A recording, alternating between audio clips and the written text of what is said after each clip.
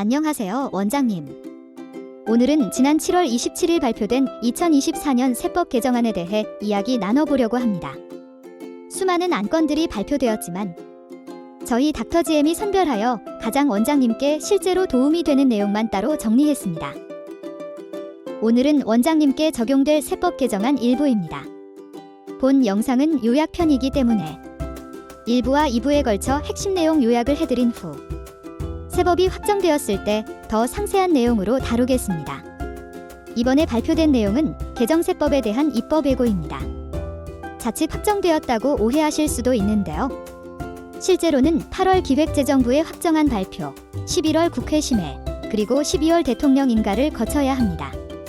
개정안에 대한 더 상세한 내용은 담당자를 통해 문의해주세요.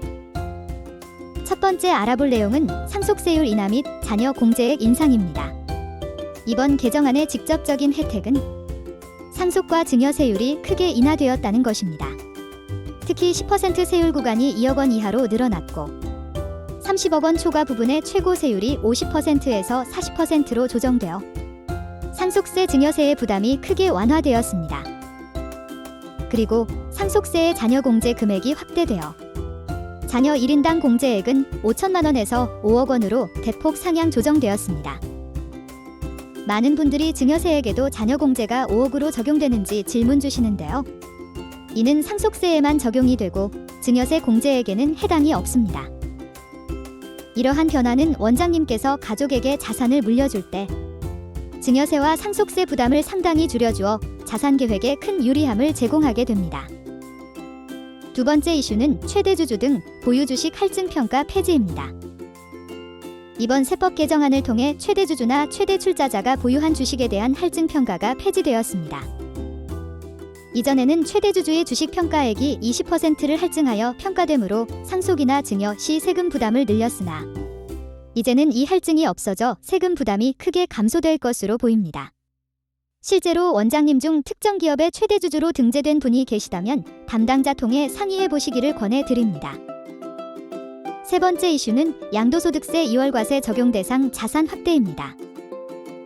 배우자나 직계존 비속으로부터 증여받은 자산을 양도하는 경우 증여자의 취득가액을 기준으로 양도차액을 계산하는 자산 범위에 기존에는 토지, 건물, 부동산 취득권이 대상이었지만 이번 개정안으로 양도일 전 1년 이내 증여받은 주식이 포함되었습니다.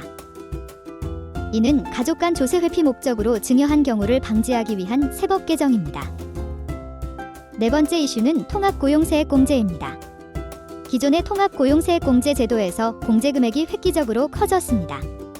고용증대세액공제는 수많은 변수들을 고려해야 하기에 구체적인 건 좀 더 지켜봐야 하겠지만 일단 발표된 내용만을 본다면 1인당 기본 공제금액이 수도권은 1,450만원에서 2,200만원으로 지방은 1,550만원에서 2,400만원으로 크게 상향 조정되었습니다.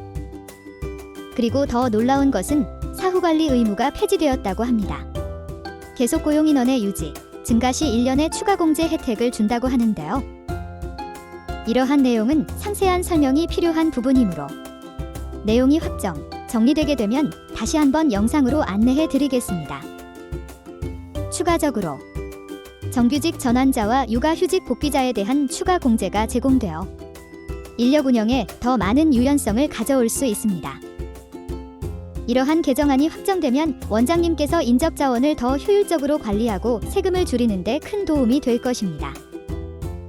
이번에 발표된 2024년 세법 개정안은 원장님들의 재정계획과 자산관리에 여러 면에서 긍정적인 영향을 미칠 수 있습니다.